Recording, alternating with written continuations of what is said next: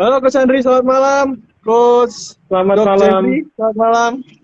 Ada teman-teman Ya, juga yang malam-malam. lain. Selamat malam. Hari ini kita akan bahas returning to exercise after COVID-19.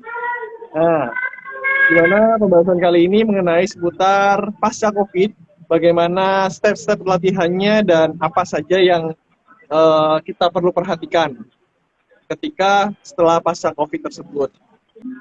Dok, Dok Jeffrey, boleh diceritakan tentang background kedokteran Dok Jeffrey?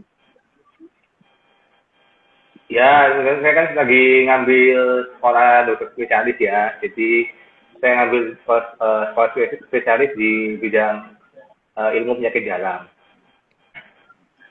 Bentar Wah, lagi mau ujian akhir nuh. Kita doain semoga segera selesai Ya, dan lancar ujiannya.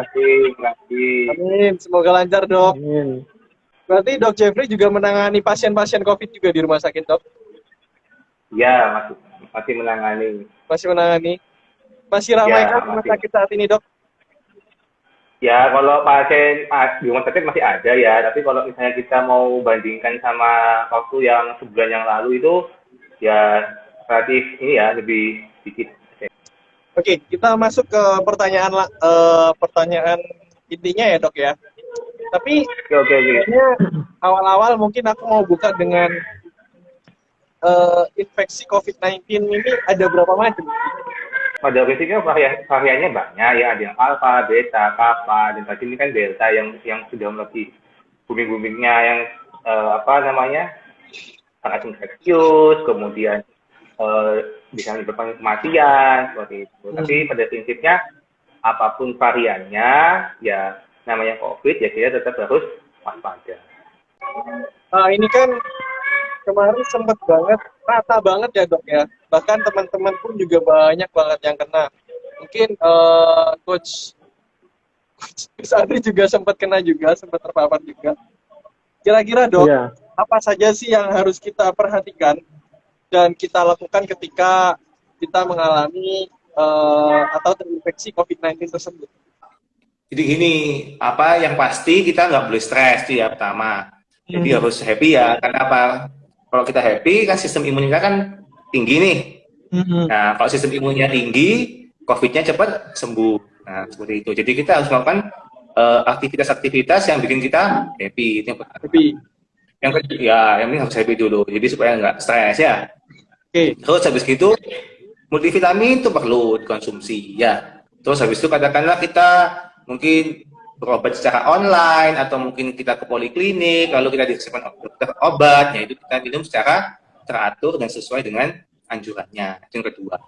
Yang ketiga, jangan lupa makan makanan yang bergizi, terus kemudian minum yang juga yang cukup, ya hidrasinya harus cukup, dan jangan lupa untuk istirahat yang cukup. Nah, terus aktivitas-aktivitas sehari-hari boleh nggak kita lakukan? Ya, tentunya boleh ya. Kalau misalnya mau kerja, ya silakan. Tapi kerja ini ya work from home seperti itu. Itu Ya. sih. Jadi mau aktivitas seperti biasa sih masih boleh. Yang penting COVID-nya ringan atau tidak bergejala. Karena kan biasanya kalau ringan terus tidak bergejala itu kan dirawatnya biasanya isolasi mandiri ya di rumah. Jadi masih bisa aktivitas. Tapi kalau COVID-nya derajatnya sudah sedang, berat atau mungkin sampai kritis, saya rasa nggak bisa ngapa-ngapain juga ya, pasti kan harus ke rumah sakit ya itu. Ya benar. Jadi pada waktu kemarin tuh saya bisa dibilang itu gejala ringan atau gejala sedang, Dok? Ya kalau Coach Andri kemarin tuh jelas pasti gejala ringan ya. Kan cuma batuk demam biasa kan, terus habis itu nggak bisa bau ya. Kalau gejala sedang itu ya sudah ini ya, terus sudah sesek gitu ya. Jadi kalau yang pasti kalau gejala sedang ya nggak mungkin kita bisa latihan bareng ya kemarin itu. Sudah pasti yang rasa sih kemarin diare itu dok ya. Terus dokter ngasih saya saran untuk minum apa kemarin tuh Imodium ya. Imodium itu saya minum cuman 3 kali itu udah berhenti. Jadi kemarin Mas Andri masih ngajar Coach Jeff ya? Masih ngajar Dok Jeff ketika positif ya? Dengan online? Masih online training. Sambil konsultasi ya Coach ya? Padahal Coach Jeffrey bilang minta saya untuk istirahat. Tapi saya merasa badan ini kan masih kuat. Udah kita jalan aja gitu. Mantap benar, totalitas. Tapi nggak Tapi ada justru dampak yang saya rasain ini, yang saya rasain justru setelah masa positif itu. Mungkin nanti kita bahas selanjutnya aja, di pertanyaan selanjutnya. Ini saya mau tanya dulu ke Coach Andri. Ketika Coach Andri posisi sakit, posisi masih positif, apakah ketika Coach Andri latihan bareng dengan Coach Dok Jeff di online meeting itu malamnya langsung tidur gitu karena kelelahan atau ada nggak sih? Kalau aku sih Dampaknya secara badannya sih biasa. Cuman keadaan waktu itu emang saya sedikit ada tekanan ke pikiran ya. Jadi pikiran ini kurang tenang karena pada waktu itu kan kebetulan emang almarhum dari ayah saya meninggal. Nah, jadi pada waktu itu saya kurang tidur banyak sih. Jadi kalau untuk tidur malam itu susah. Justru itu yang membuat saya sistem imunnya mungkin menurun Dok ya, karena kurang istirahat. Ya pasti ya, karena dia kan kurang istirahat, kurang tidur, itu bikin sistem imun turun, terus ya gampang kena COVID, yang pastinya karena itu. Mungkin saya mau tanya Dok, ini kan nggak sedikit dari teman-teman yang kena itu juga pingin gitu loh. Maksudnya, aku harus biar cepat lekas membaik ini harus happy gitu loh, nggak terlalu stres. Cuman gimanain pun ya tetap namanya tekanan itu pasti ke-pressure banget gitu. Apalagi kayak Coach Andri ya, dan saya yang kerjanya di sektor informal, di mana kalau kita nggak ngajar nggak dapet duit nih. Pasti tertekan banget gitu. Efeknya ke bulanan ya, Coach ya. Edisi curhat, Coach. Sebenarnya nggak juga sih, sebenarnya kan sektor ini kan juga bisa olahraga online kan mestinya. Maksudnya kan nggak harus di gym kan, tapi kan nggak harus maksudnya secara online kan juga bisa kan sebenarnya. Coach Andri masih aktif ya Coach kemarin ngajar online-nya? Masih berapa banyak Coach? Ada 3 klien sih yang online kemarin. Oke. Jadi justru mungkin memang aku buat aktivitas supaya pikiran ini nggak terlalu stres. Intinya aktivitas itu justru membuat kita ini pikiran semakin fresh, akhirnya nggak terlalu mikir aneh-aneh nih. Karena kalau pada keadaan kita dibilang positif, ya kita dibilang positif nih, benar-benar positif.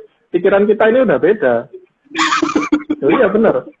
Tapi kita harus menerima keadaan, kita harus bisa keluar dari kondisi tersebut. Bagaimana caranya? Ya itu tadi, nggak boleh stres atas satunya.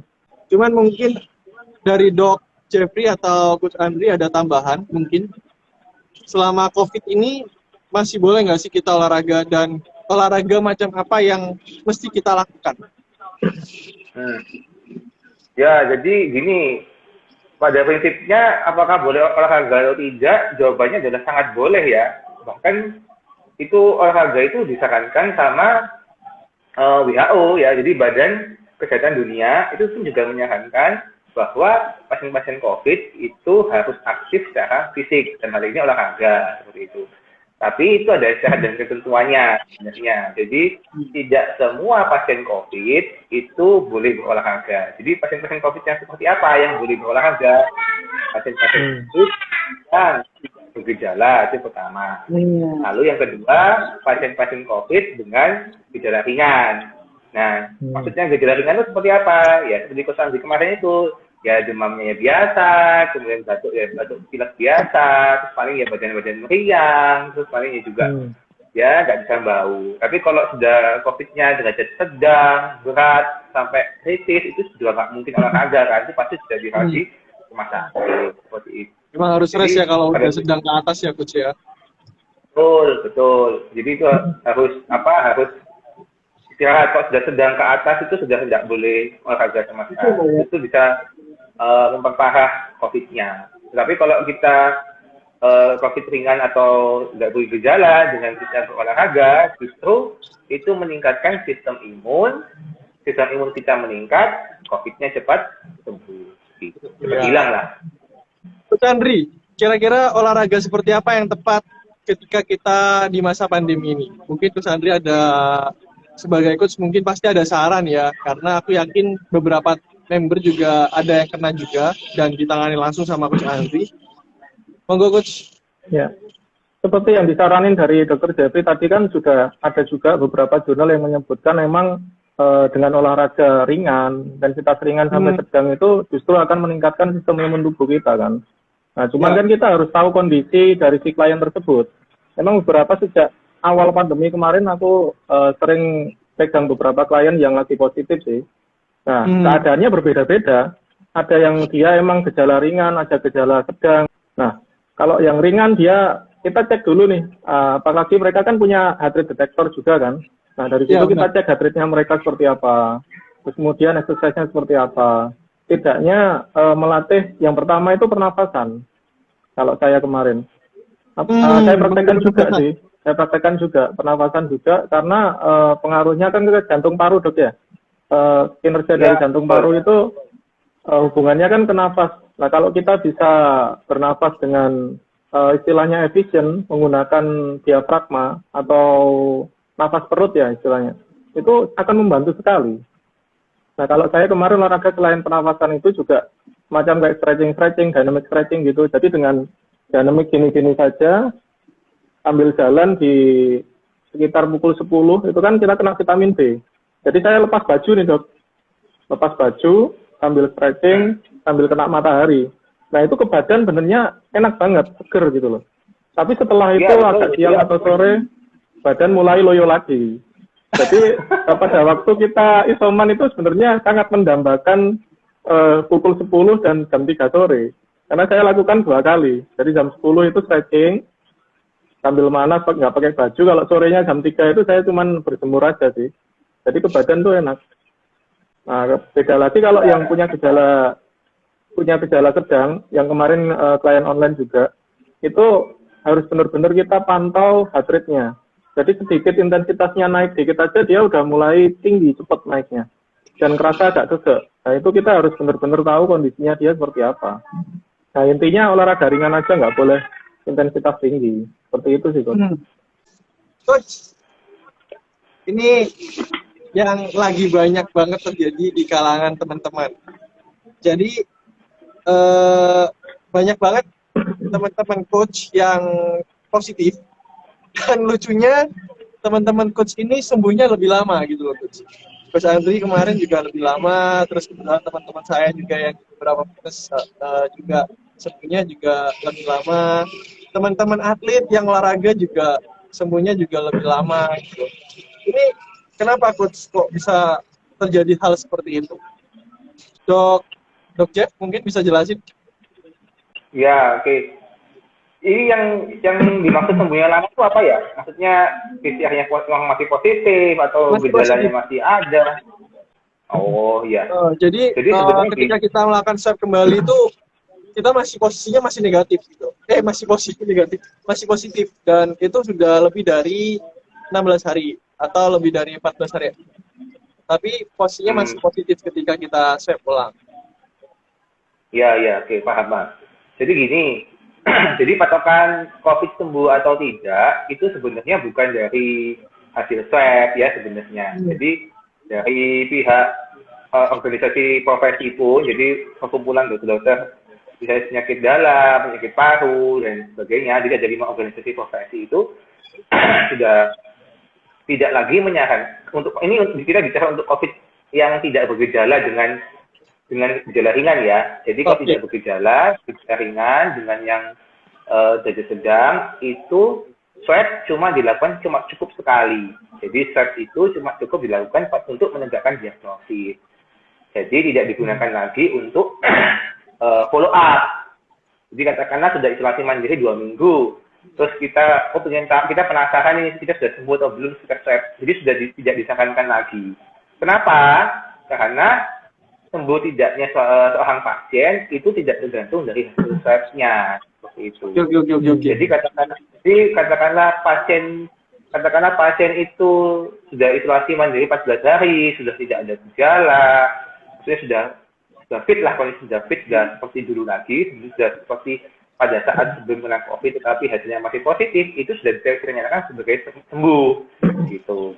Nah, lantas kok masih positif? Nah, jadi sebenarnya virus COVID yang sudah mati itu sisa-sisa virusnya masih ada, tetapi ini nggak menular loh ya. Jadi virusnya sudah mati, cuma mungkin katakanlah virus itu punya kepala, punya badan, punya tangan, mungkin cuma sisa tangannya aja, terus pada saat di swab dia kena senggol, terus habis itu kan terdeteksi sebagai positif. Tapi itu sebenarnya ya padahal sebenarnya itu bukan COVID yang belum sembuh, bukan sudah sembuh, tapi virus sudah mati gitu. Makanya atas dasar itu untuk swab PCR follow up itu sudah tidak disarankan lagi sebenarnya. Jadi cukup dengan isolasi mandiri minimal 10 hari ditambah 3 hari bebas gejala. Jadi kata-kata kan 14 hari itu. Ya. Nah, itu sudah bisa dikatakan tuh. Coach Andri mau ada tambahan mungkin, Coach Andri? Mungkin kalau dari saya sebagai penyintas dan dari keluarga, emang seperti yang disampaikan Dr. Jeffrey tadi, 10 hari plus 3, itu seharusnya kan kita sudah aman nih. Tapi kekhawatiran biasanya pasti muncul ya, Dok ya? Kebanyakan seperti itu. Iya, pasti. Kekhawatiran muncul. Pasti sebenarnya, iya pasti, memang itu pasti wajar sih. Memang setiap memang aturan pemerintah kan seperti itu, anjurannya kan memang seperti itu. Tetapi kadang kan memang tergantung masing-masing individu lagi gitu. Kadang ada tempat kerja, kantor yang dia sudah ada dokter yang menyatakan bahwa si A sudah sembuh, sudah boleh masuk kerja, itu ada. Tetapi ada juga kantor tempat kerja yang meminta bukti swab PCR negatif, si A atau si B baru boleh masuk kerja. Dikembalikan masing-masing ke institusi masing-masing sih sebenarnya kebijakannya bagaimana. Tapi anjuran dari pemerintah sih seperti itu. Jadi tidak perlu evaluasi. Setelah pasca COVID, Dok, ini kan ada efeknya, di mana tiap orang beda-beda. Tapi yang jelas, sebagian besar mengalami penurunan di performnya. Jadi aktivitasnya itu mudah lelah, naik turun tangga aja udah lelah, gitu kan. Ini apa sih penyebabnya, Dok? Kenapa kok setelah kita pasca COVID sudah dinyatakan sembuh, tapi kita mudah banget lelah gitu loh. Naik turun tangga aja udah capek, mikirin mantan aja kadang udah lelah gitu kan. Monggo silahkan. Ya, jadi itu saya rasa masyarakat juga sudah tahu ya, itu yang kita sebut sebagai ini ya, long COVID syndrome atau post COVID syndrome ya. Jadi sindroma long COVID atau sindroma pasca COVID. Jadi itu memang sering sekali terjadi pada kebanyakan COVID survivor ya, ada penyintas COVID gitu. Jadi biasanya memang post COVID syndrome itu bisa berlangsung lama ya, jadi bisa berlangsung 4 minggu sampai ada yang bertahan sampai 2 bulan, 3 bulan bahkan lebih itu bisa. Jadi biasanya gejalanya tadi yang sama Coach John tuh, 1 mudah lelah yang pertama, yang kedua dia masih batuk-batuk, yang ketiga dia itu nyeri dada, jadi masih ada kayak perasaan sedikit-sedikit di dadanya. Terus yang keempat itu dia masih kena sesak, itu masih ada. Jadi 4 itu paling sering gejala yang dikeluhkan. Benar nggak sih, Dok? Jadi kayak udah terserang flu gitu. Ya, itu gejala-gejala lainnya. Jadi gejala-gejala lain dari COVID syndrome itu satu yang kadang dia bisa jadi lebih pikun, itu bisa loh, pikun. Terus itu dia masih nggak bisa membau, itu bisa. Jadi gejalanya macam-macam. Tapi yang paling sering 4 itu, batuk, sesak, terus kemudian nyeri dada sama lemas, itu paling sering yang dikeluhkan. Paling sering. Nah, biasanya durasi lama atau sebentarnya post COVID syndrome itu tergantung ini ya, background dari pasien masing-masing. Jadi kalau misalnya dia usia tua, biasanya dia lebih lama dibandingkan dengan usia muda. Terus katakanlah dia punya penyakit-penyakit kayak diabetes, darah tinggi, ya itu biasanya lebih lama sembuhnya dari long COVID syndrome-nya. Terus derajat sakit COVID-nya pun itu juga ngefek. Jadi kalau COVID-nya nggak bergejala atau COVID-nya ringan, itu cepat hilang gejalanya, tuntasnya itu cepat. Kalau yang sudah sedang berat itu lama, bisa 3 bulan lebih. Terus kemudian, Coach Andri, ada tanggapan mungkin terkait hal ini? Kalau berkaitan tentang long COVID itu tadi, semisal kalau kita melakukan olahraga, Dok, Jadi kita istilahnya kalau kita ketahui kan olahraga ini kan mempercepat pemulihan kita, baik dari segi fisik maupun secara pikiran kita. Kira-kira mempercepat nggak? Ya, betul. Untuk pemulihannya. Itu betul sekali. Betul sekali. Jadi memang salah satu solusi untuk memperpendek COVID syndrome. COVID syndrome itu adalah long COVID syndrome itu adalah dengan berolahraga. Nah, nanti kembali lagi seperti apa? Jadi ya intinya kita mulai start low go slow ya. Jadi mulai dari low intensity dulu, terus kemudian moderate intensity gitu. Jadi ada kok itu banyak sekali video-videonya bagaimana melakukan exercise untuk memperpendek waktu long COVID syndrome gitu.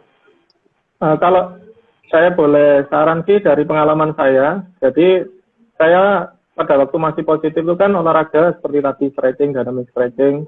Terus kemudian setelah saya dinyatakan hilang dari gejala-gejala yang saya alami pada waktu positif, itu saya nunggu kira-kira 4 hari kalau nggak 7 hari waktu itu. Baru saya melakukan kardio ringan. Jadi kardio ringan yang saya lakukan itu sepeda santai sih. Karena lebih nyaman daripada kalau saya jogging. Kalau jogging kan intensitasnya dia hentakannya lebih tinggi ya, Ted ya. Iya, benar. Tapi kalau kita naik sepeda itu lebih santai. Jadi kita bisa lebih kontrol sih. Nah, selain itu juga kalau sepedaan kita cari tempat yang lapang di sawah-sawah mungkin itu lebih segar. Jadi jauh sama orang. Nah, itu saya lakukan kira-kira hampir 2 minggu untuk kardio ringan. Dengan intensitas waktu itu sekitar 120 sampai 130. Jadi nggak sampai lebih dari 130. Karena waktu itu saya rasain kalau 130 ke atas itu kerasa dada ini agak nyeri dikit. Rasa ada nyerinya. Nah, itu akhirnya saya turunin lagi. Sampai di situ sekitar 2 minggu. Ternyata setelah 2 minggu itu, saya kan mulai ngajar offline lagi nih. Nah, mulai ngajar offline lagi, pagi itu ada 2 kelas, siang 1 kelas, sore ada 1 kelas, di luar online. Nah, ternyata pada waktu sore itu badan tuh langsung kayak ngedrop. Jadi saya baru merasa itu ternyata, tubuh saya ini belum benar-benar pulih 100%. Padahal kemarin itu kan pada waktu di rumah terus itu masih kayak fit-fit lah istilahnya. Jadi aku kuat ya. Tapi ternyata pada waktu saya melakukan offline, pindah-pindah klien, ternyata sampai rumah itu badan lepar. Mata ini rasanya berat. Jadi pengen tidur akhirnya. Tapi itu juga pengaruh saya lihat sih dari makanan juga sih. Jadi pada waktu selama isoman waktu itu aku itu makan hampir 6-8 kali. Kalau biasanya 6 kali saja sih. 6-8 kali bener. Biasanya dan itu rasanya wow. Dan ke badan itu ya, ke badan juga nggak gemuk atau apa, justru tambah kurus. Jadi pada waktu positif itu saya turun kira-kira hampir 5 kilo, 4-5 kilo. Dan perut nggak buncit. Nah itu. Oke, jadi setelah latihan intensif. Oke. Kenapa kok bisa begitu? Jadi ketika teman-teman banyak yang kena COVID ini kan lebih banyak nih intensitas makannya. Tapi kenapa kok makin kurus gitu loh? Berat badannya malah turun. Sebagian besar mengalami hal itu ya. Ya, ini kita bisa teman-teman ini ya push berarti ya kan mungkin karena nggak latihan jadi masa ototnya kecil turun ya jadi masa ototnya banyak badannya juga turun akhirnya jadi nggak ya jadi masa ototnya yang habis iya trofi. Tapi berat badannya kenapa bisa turun secara signifikan seperti itu? Bisa jelas dong kalau misalnya gimana kan kalau masa otot dia nggak latihan masa otot kan turun. Terus habis itu kan, kalau lagi dalam masa infeksi COVID, energi yang dihabiskan juga perlu banyak, gitu. Jadi meskipun kita makan banyak, nah energinya dihabiskan untuk memulihkan tubuh-tubuh yang sudah diserang dari COVID kan. Nah, benar. Jadi kalori yang dibutuhkan untuk recovery juga tinggi ya dok ya? Ya betul. Itu bisa dimasukin ke itu, dok ya basal metabolic rate ya. Jadi untuk mempertahankan tubuh kita. Jadi akhirnya BMR kita ini lebih tinggi, butuhnya lebih banyak ya. Jadi kalori kebutuhan dasar kan kita hitung dari BMR kan, lalu kita tambah kalau infeksi kita tambah kalorinya sebesar Kalau infeksi itu sekitar 10-20% dari kebutuhan kalori dasar. Sesuai dengan teori berarti. Sesuai dengan teori. Terkadang ini coach, kadang beberapa yang positif itu mereka nggak enak makan. Jadi kalau bisa dipaksakan. Jadi kita juga harus pilih-pilih menu makanan yang sebenarnya enak untuk ditelan. Terus kemudian menggairahkan selera kita makan. Seperti itu sih. Dipandang jadi yang juga mudah enak itu semacam kayak sayur-sayuran, yang seger. Jadi kalau kita makan cepat masuk nih. Jadi kalau makan saya kemarin tuh saya paksa misal sayur sop ya. Sayur sop itu hampir 5 hari saya makan sayur sop terus sama ayam, sama telur. Jadi sampai waleh. Jadi makan ini enggak tak pikirin udah. Terus pokok harus makan. Harus betul. Yang penting 2 jam makan lagi. Yang penting makannya bisa masuk. Jadi di sini kita udah tahu bahwa untuk recovery aja butuh banyak banget kalori. Jadi teman-teman kalau buat jaga-jaga aja ya nggak usah yang aneh-aneh lah, makan aja. Ya ditambahin lagi sama Coach Andri, estetika dan rasanya juga harus enak. Biar lebih lebih nafsu lagi makannya. Oke. Intinya proteinnya harus lebih banyak sih, karena kan untuk pemulihan juga. Saran-saran untuk teman-teman yang atau kebetulan kan banyak teman-teman atau warga-warga orang istilahnya sedentary life, jadi orang-orang bekerja yang nggak suka olahraga, jadi dia ini merasakan, dia ini berat sekali untuk aktivitas. Jadi dia akhirnya mikirnya ini, saya jangan kerja dulu, saya nggak usah aktivitas dulu, saya harus istirahat dulu dari COVID ini tadi. Padahal itu sudah berjalan hampir 2 bulan, 3 bulan, seperti yang dibilang tadi long COVID ya. Jadi pemahamannya mereka ini karena masih ada kelelahan, mereka mikirnya harus istirahat terus. Padahal itu kurang bagus sih ya. Ya dok ya, mungkin dari situ sarannya dokter gimana kira-kira? Ya, sih betul. Jadi gini ya, karena ini kan topiknya kan tentang exercise post COVID. Jadi olahraga setelah COVID. Jadi memang yang sering terjadi adalah long COVID syndrome itu. Dan salah satu upaya untuk bisa memperpendek long COVID syndrome itu adalah dengan beraktivitas. Seperti itu ya. Di samping beraktivitas yang pada umumnya dan masih kalau memang kerja ya silakan kerja, tetapi ditambah lagi dengan aktivitas olahraga. Karena itu memang betul sekali dia bisa mempercepat atau memperpendek masa recovery kita. Gitu. Sehingga kita bisa kembali ke situasi atau kondisi tubuh di mana saat itu kita belum terkena COVID.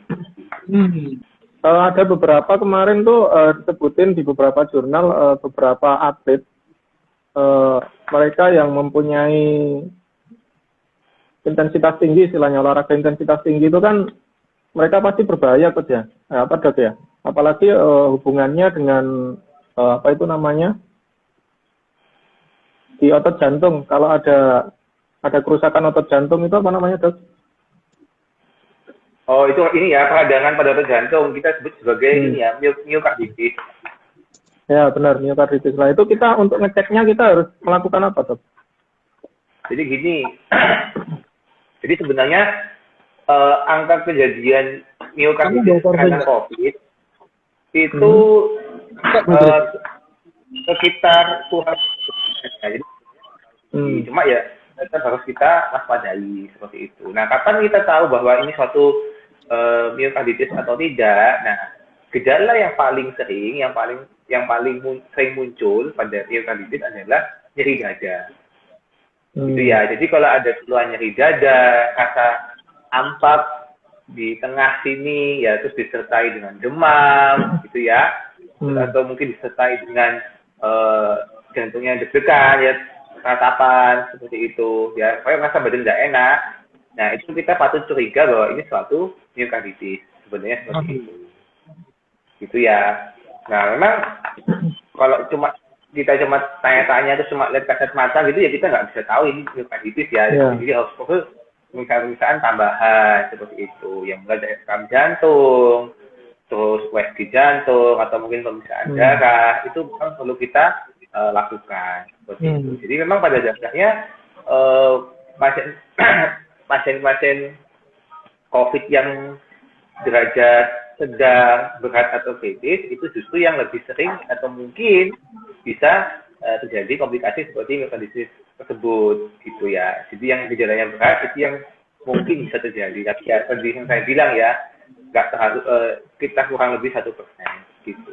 Jadi kalau misalnya ada pasien COVID yang sebelumnya dia dengan derajat sedang, berat atau kritis mau berolahraga, sebenarnya bukan nggak boleh, ya boleh, tetapi sebaiknya berkonsultasi dulu dengan dokter jantung gitu. Ya. Menilai kondisi tubuhnya lah, fit atau tidaknya dulu, sudah layak atau enggak gitu. Karena kan kita ketahui biasanya atlet ataukah orang-orang istilahnya sport entusias, biasanya pelari-pelari, mereka kan latihannya intensitas tinggi tuh. Jadi mereka setelah berhenti lama, akhirnya pengen kembali lagi, apalagi yang menjelang kompetisi, mereka pasti menggebu-gebu. Itu justru bahaya. Iya, benar. Betul. Jadi nggak boleh memaksakan diri. Betul. Jadi memang kalau atlet sebenarnya, ya, untuk khusus atlet ya, bukan non atlet ya, khusus untuk atlet memang beberapa asosiasi dokter ya, yang dokter jantung atau asosiasi kedokteran olahraga dan sebagainya, mereka justru menyarankan sebaiknya untuk COVID yang sedang ke atas ya, dari sedang ke atas itu mereka tidak berolahraga dulu sebenarnya. Jadi dalam waktu jangka sekitar 7 sampai 20 hari. Dan disarankan kalau misalnya kamu olahraga itu harus berkonsultasi dengan dokter jantung. Jadi teman-teman udah dijelasin juga sama Dok Jeffrey bahwa latihannya setelah post COVID ya dok ya. Jadi nggak boleh langsung ngegas, harus pelan-pelan aja. Dan tadi juga Yon kebetulan juga baca jurnal juga dari London mana ya? Aku lupa sih. Healthy Care apa gitu. Jadi perlu waktu kurang lebih 2 minggu ya dok ya. Bener ya dok ya? Untuk adaptasi pemulihan aja kita perlu waktu 2 minggu. Sebelum kita masuk ke latihan umum kita lagi. Ya, jadi sebenarnya gini, 2 minggu itu kan berdasarkan penelitian ya sebenarnya. Jadi kembali ke individu masing-masing, begitu ya. Jadi kalau COVID-nya itu nggak bergejala atau gejala ringan, itu kan masa recovery-nya bisa lebih cepat gitu. Jadi saya rasa nggak sampai 2 minggu pun sudah bisa. Biasanya mereka mulai dari langsung moderate intensity itu sudah bisa. Tetapi kalau sebelumnya memang COVID-nya derajat sedang atau berat atau bahkan kritis, 2 minggu itu saya rasa betul. Minimal lah kan 2 minggu itu biasanya. Bahkan bisa sampai lebih, tergantung kesiapan ini ya, masing-masing orang ya, masing-masing individu sebenarnya gitu.